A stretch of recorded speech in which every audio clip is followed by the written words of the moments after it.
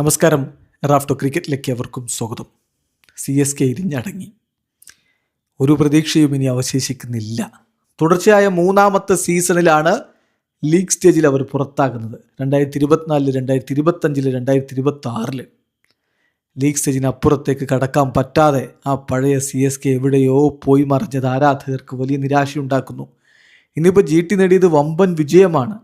ഇത് ചെന്നൈ സൂപ്പർ കിങ്സിനെതിരെ അവരുടെ ഒരു വമ്പൻ വിജയം. This is the biggest loss for Chennai Super Kings in IPL history.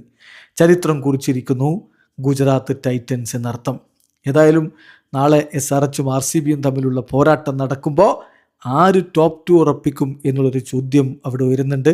RCBയുടെ net run rate +1.065, GTയുടേത് +0.695, SRHിൻ്റേത് +0.35. So നാളത്തെ ദിവസം വളരെ ഇമ്പോർട്ടൻ്റ് ആണ്. ആര് ടോപ്പ് 2 ഉറപ്പിച്ച് ക്വാളിഫയർ ഉറപ്പാക്കും നാളെ അറിയാം. ഇന്നിപ്പോൾ എന്താ സംഭവിച്ചത്? 89 റൺസിന് GT വിജയിച്ചിരിക്കുന്നു. CSK ഇരിഞ്ഞടങ്ങി.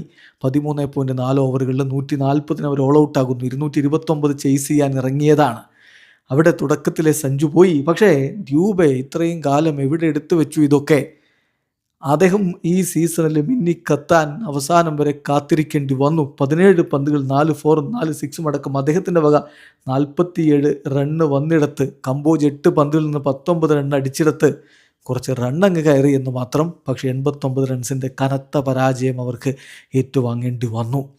ആദ്യം ബാറ്റ് ചെയ്ത GT നിശ്ചിത 20 ഓവറുകളിൽ 4 വിക്കറ്റിന് 229 റൺസാണ്. സായ് സുദർശനും ഗില്ലും ചേർന്നുകൊണ്ട് ഒരു വമ്പൻ കൂട്ടുകെട്ടുണ്ടാക്കി 125 റൺസിലേക്ക് സ്കോർ എത്തിയതിന് ശേഷമാണ് ശുഭ്മൻ ഗില്ല് മടങ്ങുന്നത്. നോക്കുക, അതിനിടക്ക് സഞ്ജുവിന് പരിക്ക് പറ്റി കയറിപ്പോയി. ഉർവിൽ പട്ടേൽ വിക്കറ്റ് കീപ്പറായി. ആ ബാറ്റിന് കൊണ്ട എഡ്ജ് പോലും അദ്ദേഹം കേട്ടില്ല. അത് റിവ്യൂ കൊടുത്തില്ല CSK. അങ്ങനെയൊക്കെ എല്ലാ തരത്തിലും തിരിച്ചടിയാവുന്ന കാഴ്ച. എന്തായാലും ഗില്ല് ഒടുവിൽ 37 പന്തിൽ 7 4ഉം 3 6ഉം അടക്കം 64 റൺസ് അടിച്ച് സ്പെൻസർ ജോൺസന്റെ പന്തിൽ ശിവൻ ദ്യൂബ പിടിച്ച് ഒരുവിധം പുറത്തായി. സായ് സുദർശൻ 53 പന്തുകൾ 7 4ഉം 4 6ഉം അടക്കം 84 റൺസിൻ്റെ കിടിലൻ ഇന്നിങ്സ് കളിച്ചു. ജോസേട്ടൻ ഫോമിൽ.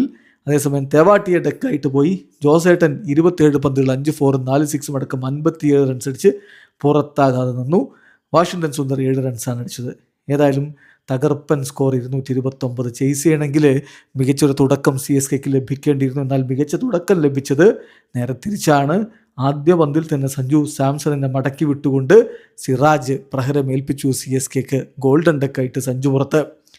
ഷോട്ട് 14 പന്തിൽ നിന്ന് 24 റൺസ് അടിച്ചപ്പോൾ ഗെയ്ക്വാദ് 7 പന്തിൽ നിന്ന് 1 4ഉം 2 6ഉം അടക്കം 16 റൺസാണ് അടിച്ചത്. ഉർവിൽ പട്ടേൽ 2 പന്തിൽ നിന്ന് ഡെക്കായിട്ട് മടക്കി. കാർത്തിക് ശർമ്മ 19 റൺസിന് റണ്ണൌട്ടായി. ഡെവൽ ഡിബ്രൈസ് ഒരു ഭാഗത്ത് നിൽക്കുമ്പോൾ ശിവൻ ദ്യൂബയുടെ വെടിക്കെട്ട് നമ്മൾ കണ്ടെങ്കിലും അതൊരുപാട് ദൂരമൊന്നും കൊണ്ടുപോയില്ല. 17 പന്തിൽ 4 4ഉം 4 6ഉം അടക്കം 47 റൺസ് അടിച്ച അദ്ദേഹത്തെ റാഷിദ് ഖാൻ്റെ പന്തിൽ ശുഭ്മൻ ഗില്ല് കിടിലനൊരു ക്യാച്ചിലൂടെ പുറത്താക്കുകയായിരുന്നു. കമ്പോജ് വന്ന പാടെ 6ഉം 4ഉം ഒക്കെ അടിച്ചു. 8 പന്തിൽ നിന്ന് പക്ഷേ 19 റൺസ് റാഷിദ് ഖാൻ അദ്ദേഹത്തെ മടക്കി വിട്ടു. ബ്രവിസിനെയും റാഷിദ് ഖാൻ തന്നെ മടക്കി അയച്ചു. 10 പന്തിൽ നിന്ന് 8 റൺസ് മാത്രമാണ് ബ്രവിസ് അടിച്ചത്. ഈ സീസണിലെ CSKയുടെ നഷ്ടങ്ങളിൽ ഒന്നാണ് ബ്രവിസിൻ്റെ ഫോം മങ്ങിയത്. നൂർ അഹമ്മദ് 1 റൺസ് മാത്രമാണ് അടിച്ചത്. ഒടുവിൽ അവരുടെ ഇന്നിങ്സ് 140 തീർന്നു. ജോൺസൺ ഗോൾഡൻ ഡെക്കാവുകയായിരുന്നു. ഏതായാലും 89 റൺസിൻ്റെ തകർപ്പൻ വിജയത്തോടെ GT ഇതാ 18 പോയിൻറ്റുമായിട്ട് RCBക്കൊപ്പത്തിനൊപ്പം നിൽക്കുന്നു. അതേസമയം CSK 14 കളി 12 പോയിൻറ്റ് പുറത്തായിരിക്കുന്നു. വീഡിയോ അവസാനിക്കുന്നു. ക്രിക്കറ്റ് ലോകത്തെ കൂടുതൽ വിശേഷങ്ങളുമായി റാഫ്റ്റോ എത്താം.